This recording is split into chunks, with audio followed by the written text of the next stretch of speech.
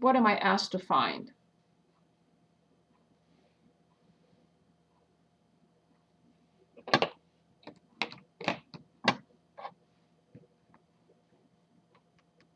What do I put here? See, what is important is when I read a board problem, I analyze everything that is given. I use the notation that I want to choose. I chose W for the width and length. We can use A and B. You can use X and Y. It's up to you. It doesn't matter. And I identify what is given in the problem. And now I have to identify what am I asked, what I'm asked to find. What am I asked to find here? Say dA dt. Exactly.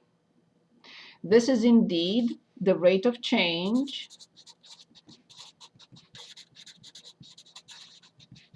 of area with respect to time.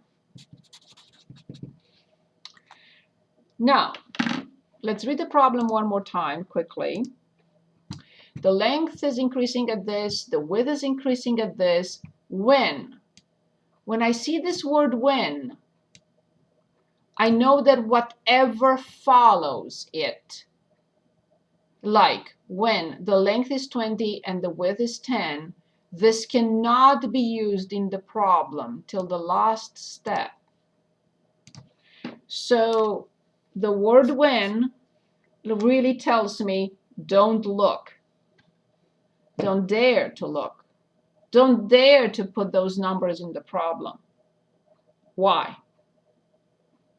Because I don't have the function. I don't have its derivative. I can't use this.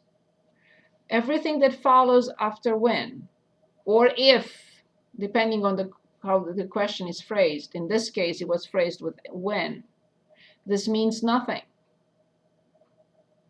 And you'll understand in a minute why. Okay, so let's take a look. Can anyone, for this rectangle with the length of L and the width of W, can anyone give us the area? What is the formula for the area of this rectangle? We decided to use L for the length and width, W for the width. What is the area of this rectangle?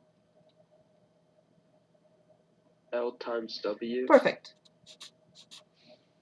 Now here's what I know. I know that L changes with time. I know that W changes with time. I know that area changes with time, which means these are three functions of time.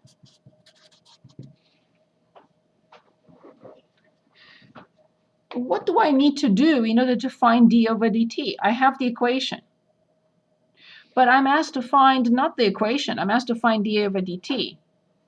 What should I do to this equation to eventually, if you want, find a prime? I don't want to use this notation, but it's the same. What should I do to... Say it again? Differentiate. Absolutely. Thank you. So remember, we differentiate the left-hand side as a unit, and we differentiate the right-hand side as a unit. Don't start putting the primes. You put the prime on the whole, you put the prime on the whole. Remember, I'm going to put a dot underneath to remind you that these are functions of time. So now let's differentiate. Can anyone give it a shot? Anyone? dA over dt equals dL over dt times dW over dt. Okay.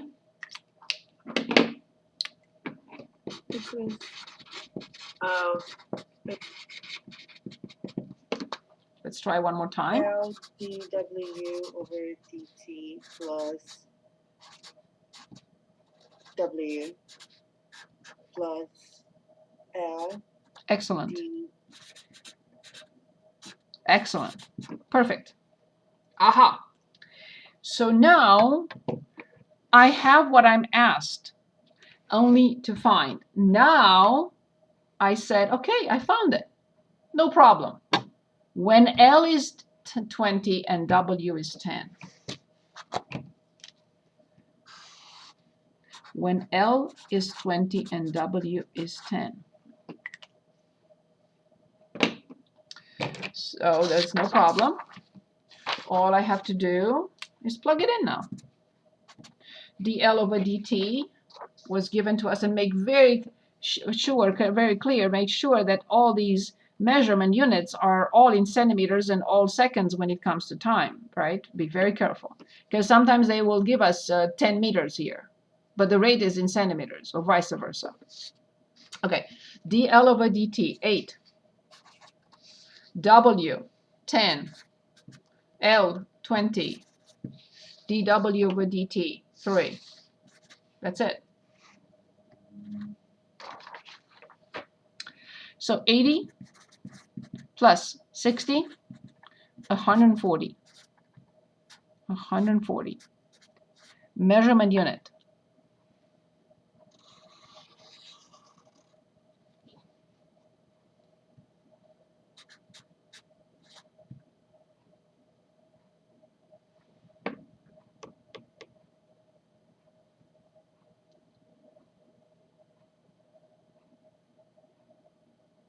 What is this measured in?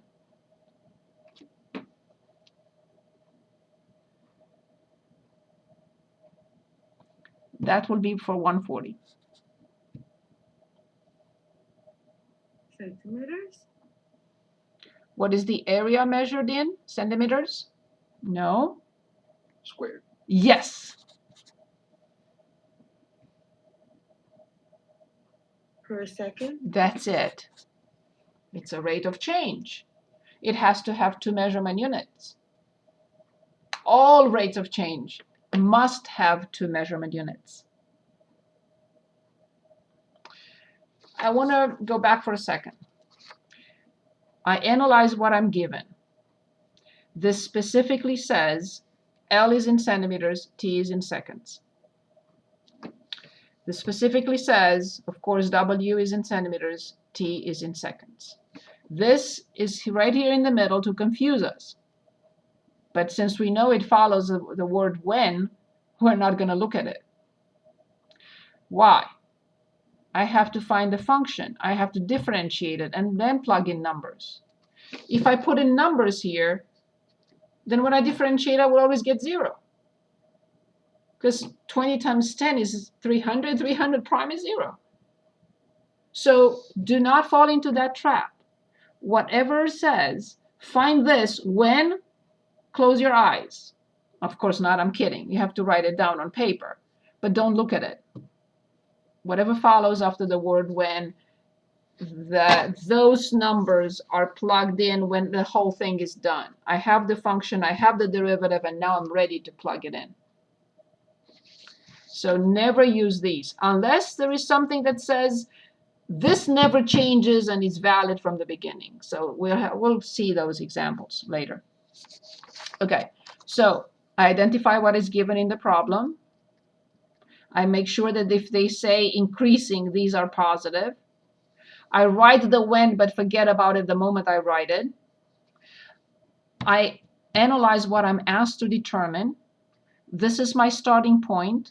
I find out, I'll determine or write an equation. I graph if I need to, a figure or make a figure or something. I write an equation. Of course, I have to differentiate because this is a derivative. I have to make sure, that's why I put a dot underneath them to make sure you remember that these are all functions. So this is a function of time, this is a function of time, this changes with respect to time, this changes with respect to time, this changes with respect to time. Of course, if I increase this, right, I increase L, I increase W at the same time, the area will increase. So we use the product rule, the first function prime times the second plus the first times the second prime. And now everything is given to us. These were given initially. These are given after when, just to throw us off. But we know how to handle this. And once I plug in all these 4 numbers, I get the answer.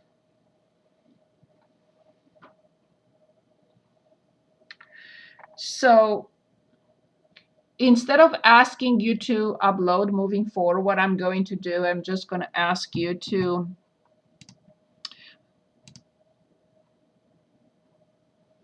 take turns and say 3 things that we learned today. Just any 3 things, anyone. I want to hear from everyone. So you don't have to upload anymore. You will all get the full credit. But I want 3 of you to say 1 thing that you learned today. And then next time 3 others. And then next time 3 others. Just 3 things that you learned today. Anything. Related rates. Related rates. So what we know about related rates? An equation. If there is an equation, their rates of change will come up related somehow through another equation. Okay, anything else? Who was that? Was it It was Mason. Mason? Thank you. Awesome. Anybody else? The second thing we learned today. Particle positions and speeding up, speeding down. Very good. Speeding up and speeding down when the 2 forces of velocity and acceleration are going in the same direction, the particle is speeding up. But like the wind and the airplane, when they are against each other, slowing down. Excellent. One more.